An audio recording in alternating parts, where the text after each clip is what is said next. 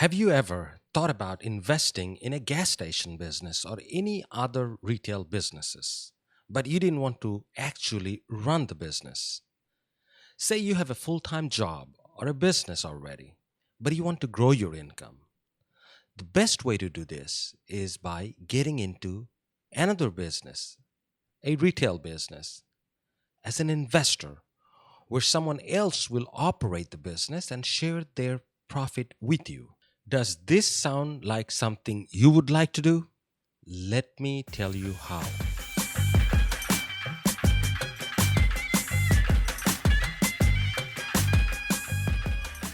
Welcome to the one and only Gas Station Business 101 podcast, where you can learn all the secrets about how to start and operate a gas station business successfully and make money. This podcast is brought to you by the good folks at CSB Academy Publishing Company.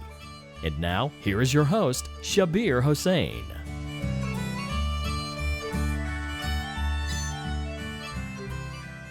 Hello there, and welcome to Gas Station Business 101 podcast. I'm your host, Shabir Hossein, and this is episode number 43.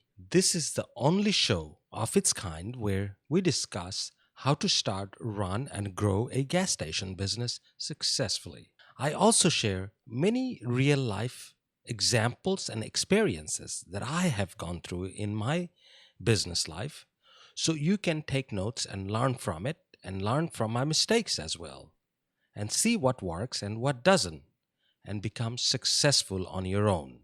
Let's get started with today's episode. First, as you notice, the title of today's episode is Does Gas Station Business Work as a Passive Income Model? Now, let's first talk about what is a passive income or what is a passive income model. Well, passive income is a process where you earn money without being involved in the day to day business operation of that business. If any of you remember the free book that I gave away a few months ago, where I shared how to make money in different passive ways, and I believe the title of that book was 9 Creative Passive Income Models That You Can Make Money With. Well, I have tried several of those, and that's why I wrote that book. It's an ebook. It's not a 120, 200 page book. It's a very thin, only 25-page book. But that's the book where I outlined some ideas for people like us who are involved in day-to-day businesses, though it be gas station or other type of businesses. But when we get home, if we have a little bit of free time, we can do a little bit of paddling around on the computer, get something going, and grow our future in a way where you would make a little bit of passive income, which is a little bit of money every month, where you do some work at the beginning and then let it sit and make money for you. So, well, if you haven't seen that book or read that book, do send me an email and I will send you a free copy of it or tell you where to go to get a copy. In that book, I shared 9 different ideas. One of those ideas was publishing a book, and I talked about my own book. But for example, say you wrote a book 2 years ago, and at the time of writing, you worked really hard to write that book. You did a lot of research, and then you took months to finish that book.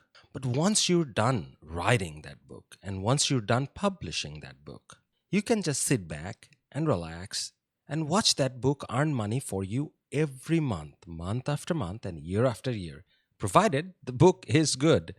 Because if it is not a good book, it will not sell. And like with anything, if the business that you run in, it's not a good business, you will not have success. So anything that you do has to be good. Cannot be just so or better. It has to be good.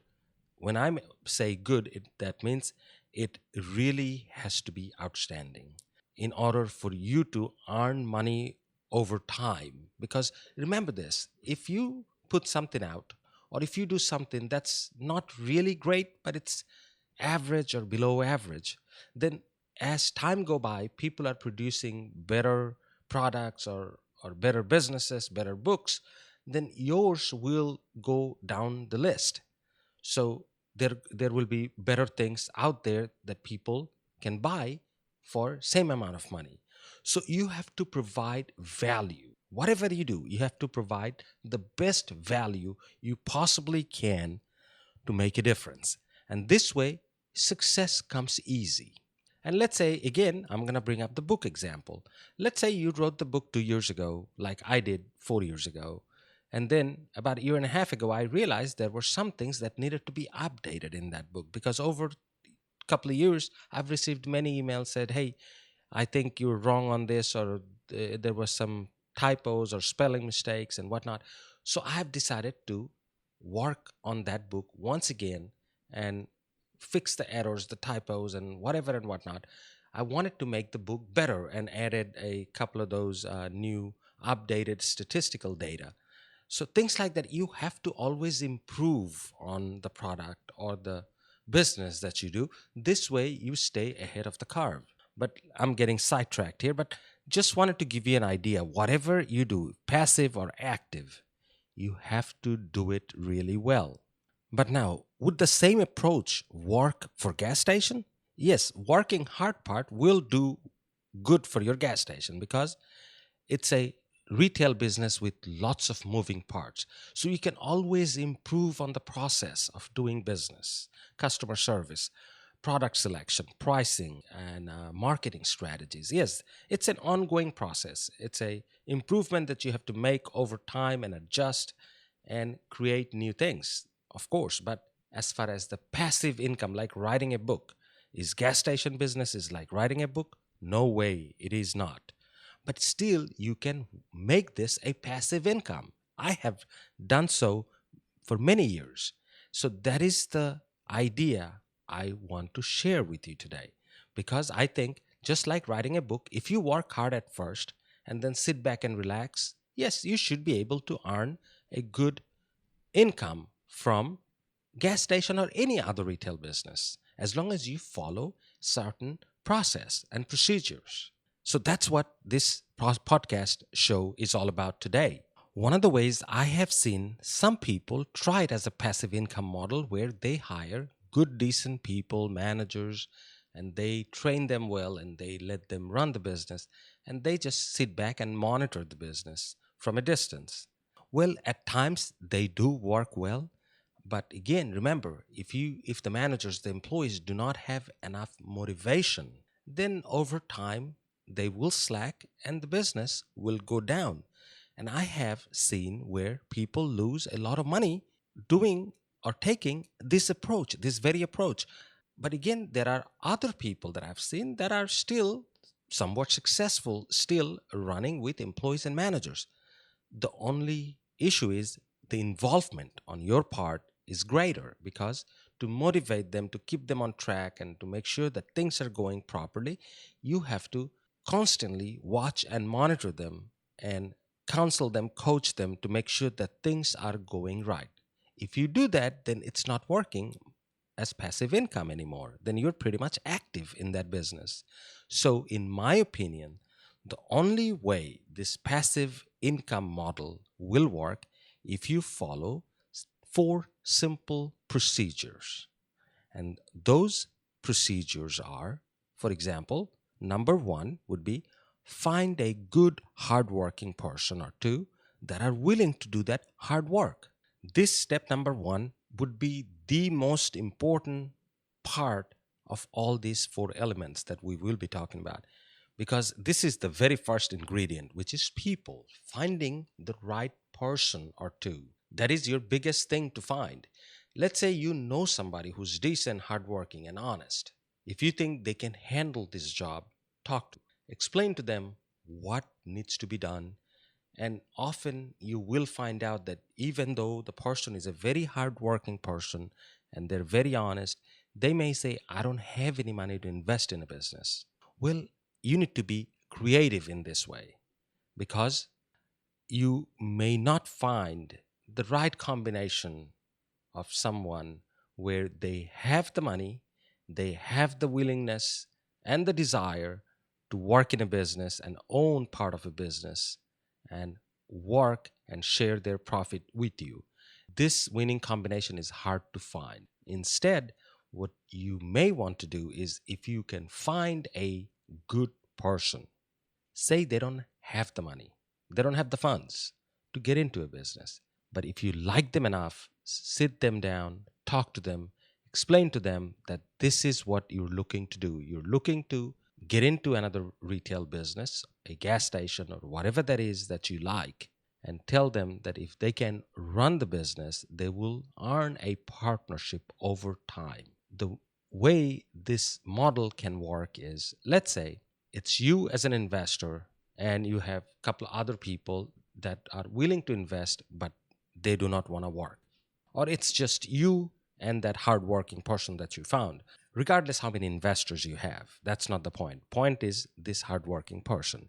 The way I have done this many times is, let's say I have two other investors and me, which would be three people, and then we would like to get a fourth person as a partner who will be the working partner. So my approach is, if you don't have the money, that's fine, but I will still give you 25% share of the business as long as you are willing to do the work that we pre-decide and pre-agree on some agreements, that this is how the business should run and this is how everything else will work. As long as you agree to that and follow that to the T, you will get to own 25% of the share. How? Let me explain. Say the business that you're looking at cost $100,000 to buy, including inventory. And there are three investors and a working partner. So what you need to do is, three of you will pay that 100,000 and let the fourth person, the working partner, understand that you're paying his or her share, that they will be working, and from profit every month, that the profit that they calculate for the business, whatever his or her share will be, instead of that share, that money going to him or her, it will come directly back to three of you until that balance of $25,000 is paid off. Because let's say, as I said, if the business cost $100,000, so every person gets $25,000 a piece. That means you're responsible for that $25,000. So three of you should have paid $75,000 and he or she should have paid the other 25. But since they didn't have the money, you paid on their behalf. And as the business goes on and it makes profit every month, hopefully, then whatever the profit share is on his or her part will come directly back to three of you or two of you or just you, whoever paid that share.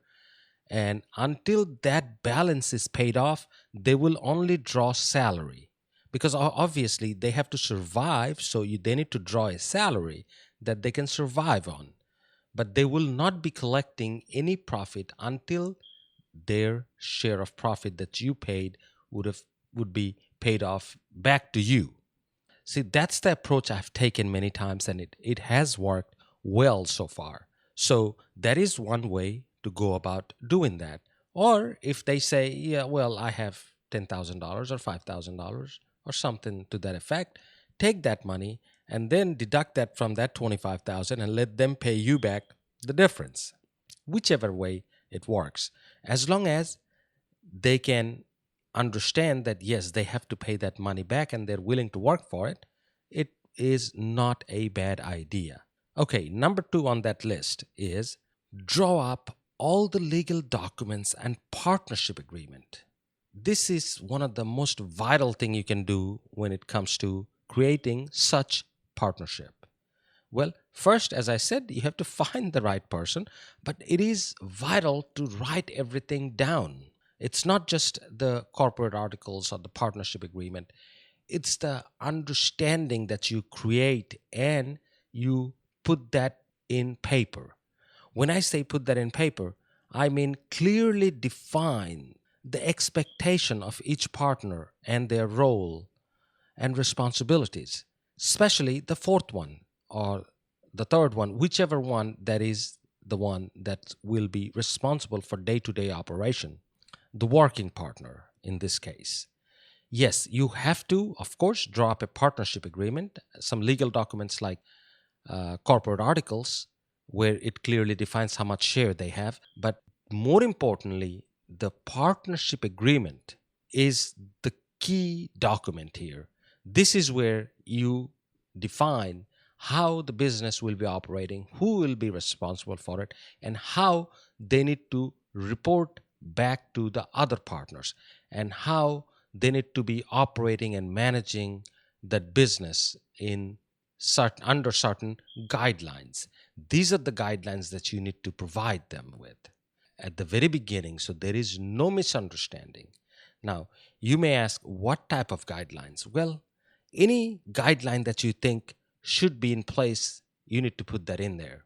For example, I require once a month P&L and profit and loss statements, along with the inventory report, the bank statements, and such. So these are the things that they need to be furnishing a copy back to the other partners that shows how much inventory did you start off with, and how much inventory you ended up with. So you can see how much was bought during the month and how much was sold. And if that jives with the P&L, the profit and loss, the balance sheet, or whichever financial statements that you ask for, the income statement, well, some of these are pretty much the same thing. But again, depending on your accounting system, which I'm going to be talking about the next, but you need to clearly define that these are the items that I will be requiring from my partner. And in this type of business, I think a couple of things are very vital to have. One is, for example, the beginning and the ending inventory. And it has to be done by a company that does inventory count for a living, for example, not by your partner. So there is a third party involved, an independent third party that will be coming in to do inventory every first of the month, which I do in all of my stores. So, for example, you see that your business started off January 1st with $50,000 of the retail inventory.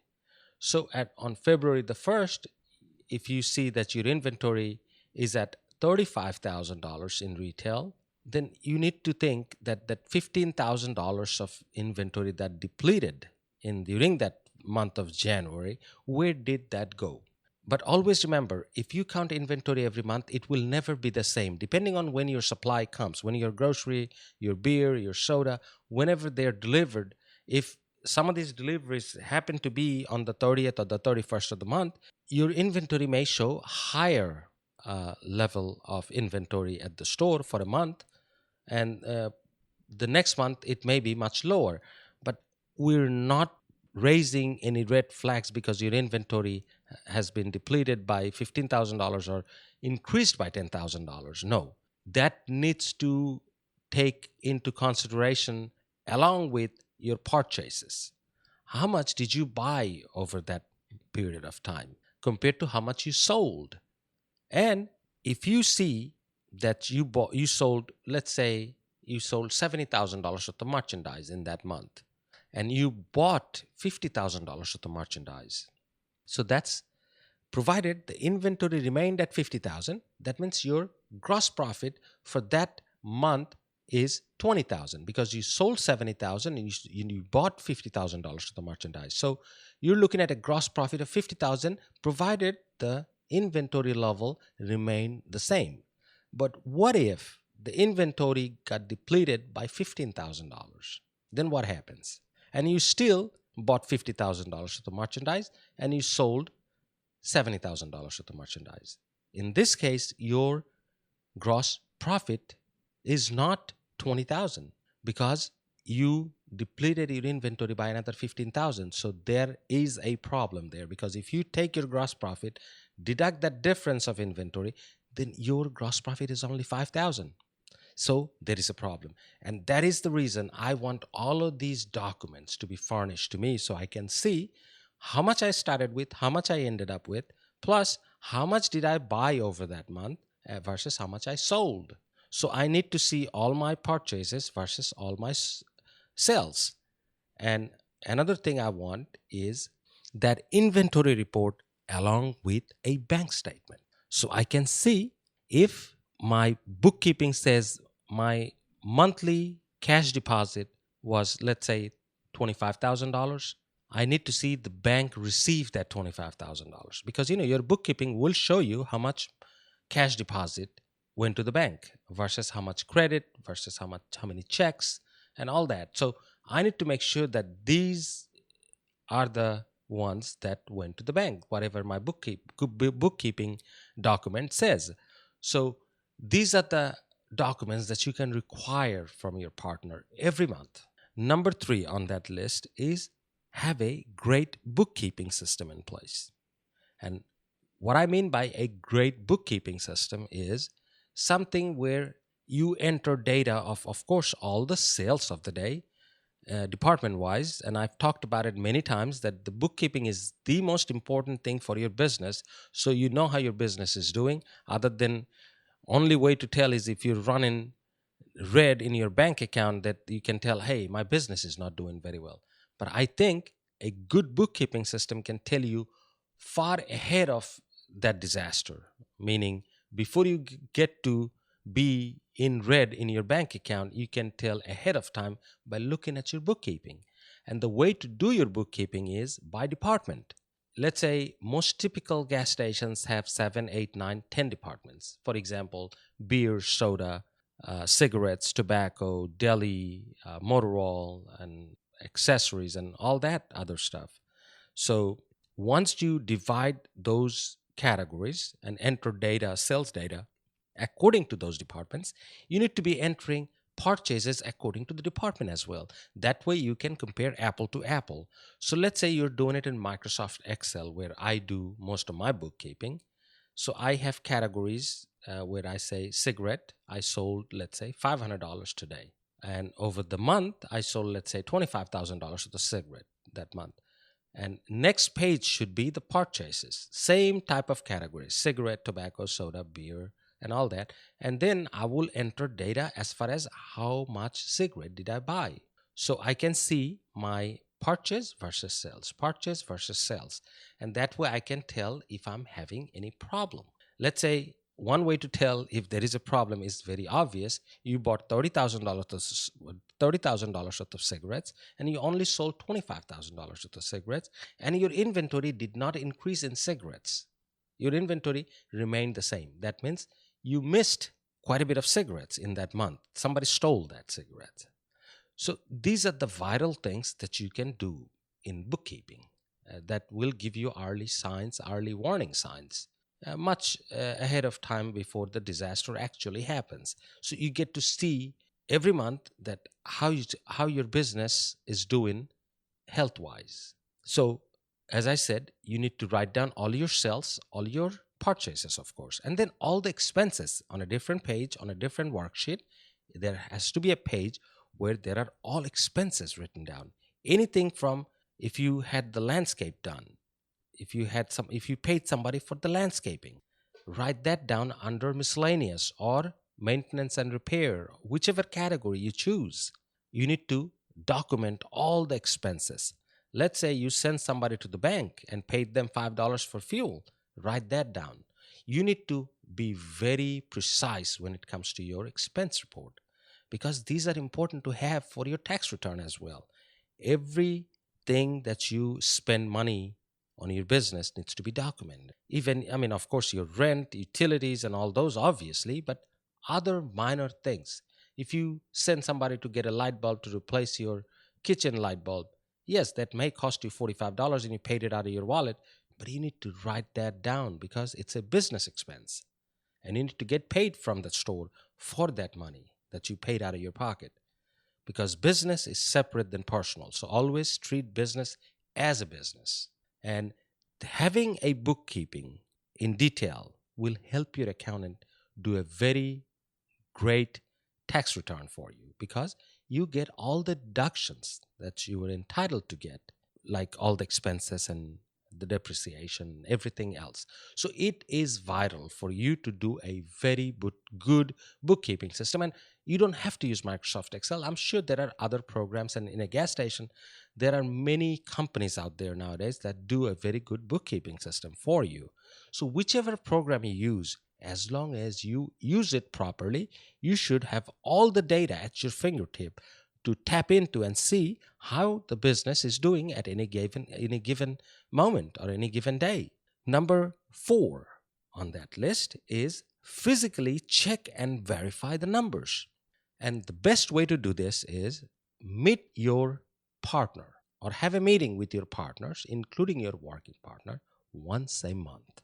Sit down, take a look, and see how things are doing. Let them or let her or let him furnish you and your partners with these reports. And anything else you want to see that he or she did not provide, if you are meeting at the store, at the business location, then you can ask for it and visually inspect the store and see how the store is looking. How is the environment? How are the employees?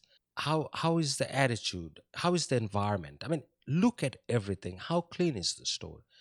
Are everything, all the equipments, the register, the pumps, the nozzles, the fountain machine, the bathroom faucet, are everything in working condition? Is everything, all the lights are working, the canopy lights are working, things like that. I mean, just visually inspect. You don't have to go from point to point and check every faucet and every power outlet, but visually inspect everything. Make sure it is looking like a business and it is operating as such.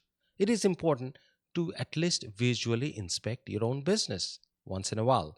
And in my case, I do it more often, not just once a month, more often than that. But if you're busy with your other business or other investments and you can only devote a very little time, then do it at least once a month. Sit down, have some chat, have some coffee, and look at those numbers. And if there is anything need to be talked about, talk about those at that time. If you think there's some issues that need to be addressed, mention that at that time, but be polite, be respectful to your partners, because remember, he or she is not your employee, but an equal partner in the business. So don't treat them as employee or as somebody that is working for you or under you. No, they are not. They're equal partners. So please be respectful, show respect, and suggest instead of telling them what to do, and suggest in a way that they don't get offended. Tell them that, hey, I think this is a good idea. What do you think? And let them put their input, value that input, and then come up with a solution that is constructive and beneficial for the business. Always remember, business first. Your business comes first. Business interest is the number one interest here, not your personal agenda, not their personal agenda. It's the business that matters. So anything that's good for the business, do that. Even sometimes if you suggested something, then everybody else opposed. So let's say you later on realize that you're wrong and say you don't want to admit that you're wrong, just let them go on with their decision and take a step back. And remember, it is the business interest that comes first and not your personal agenda. So if you have been thinking on an idea that you need to increase your income and you have some capital that you can invest, maybe this is a good way to earn some extra money while you're not working per se actively in a business. So, in a way, again, this is a good passive income. And look at it this way. Let's say four of you started this business with $100,000 investments. How many months would it take for you to get your investment back if you're making about $1,500 a month profit for each partner? Can you calculate that? That's about 17 months of profit. So let's say you're averaging around $1,500 a month profit from your business while you invested $25,000. In just 17 months or little less than 17 months, you get your investment back. And we all know that if you get into a gas station type business, they can generate profit for many years to come. So in year and a half, you get your money back. And then the next year, the year after, and the year after, what happens to those profits? Those are your real profit to keep because you already got your investment back. And now you're just generating extra profit every month that you can put towards your house or buy a new car or do whatever, savings. See, these are the ways that you can increase your income as long as you're willing to follow those 4 simple steps. So think about it. And if you have any question, feel free to email me. And if you need to know any other details that I did not discuss in this episode, by all means, email me. And if I have the knowledge, I will share it with you. Now, time to make some announcements. One that I made in the last episode, and the previous one is that if you're on my website, there is a section called Ask Me. It's a forum. And I urged everyone not to sign up for that forum. As I said, I will be redesigning that part where I will be taking that forum out because so many of you have complained that it is hard to sign up and post comments on the forum. So I started a Facebook group instead. And I urged everybody to go to that Facebook group and post your questions or comments there, and I will reply to that. And the best way to get to my Facebook group is by typing my name.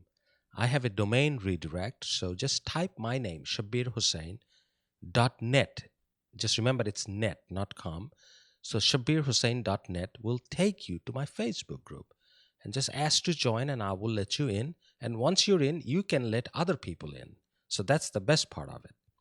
And then you can post any questions, comments, and whatnot. And if you have any question that you need to get an answer right away, post there because I check every day. And if there are any questions, I haven't seen very many in my Facebook group.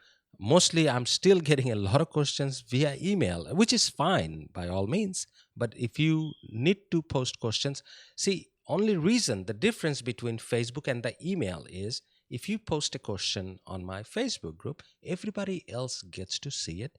And whatever I answer, everybody else gets to see it. So it may benefit others. But when you send me an email and I reply to you, it's only benefiting you. But if you think of other people, you may want to start doing Facebook group instead. But if it is a question that you don't want anybody else to know, by all means, you can still email me. And I love to read emails. So that's fine. Now, the next announcement that I'm going to make is a very different one. It is about a app that somebody's creating. A person named Angus Beavers. They sent me an email about a couple of weeks ago, 3-4 weeks ago, and asked me some questions about how to go about promoting certain gas stations in their app. Let me tell you a little bit about this app. I just checked it out, and I should have checked it out before, but I haven't had time. It's an app called Road Spoke. What this app does is once you download it to your smartphone or your tablet, as you're taking a road trip, if you have that app on, it will start telling you the vital information about an area that you're about to cross or you're crossing. Let's say you're in New York City and you're about to cross the George Washington Bridge. It will tell you that there comes George Washington Bridge, and this is the most traveled bridge in the world, and this is how much the length of this bridge is, when the bridge was built, and things of that nature. If you're passing an area you never passed before and somebody famous was born in that area, it will tell you that, mile from here, wherever we are, person X was born there and they became famous doing this, things of that nature. So it is a very creative app, definitely. I mean, I would love to have that because I'm on the road quite a bit, and I think, enjoy listening to some information about the areas that I'm crossing, because there are times I'm bored, and I would love to know that I'm crossing an area or passing an area, there was something important in that area, or somebody important was born there, or something to that effect. So these are fun facts that I would like to know sometimes, and it makes the trip much more enjoyable, of course. So yes, once the app will be out, I will check it out, and I will post a link on the show notes of this episode. So if you're on my blog, you will see under the show note a link to an YouTube video that explains this app clearly. And this app is called Road Spoke. So I don't think the app is out yet. They're still in the process of building it, but it will be out soon, I'm sure. But I will post a link so you can see what this app is all about. But the reason they contacted me is the reason that I wanted to mention this app to all my listeners, because they want to add some advertising inside that app.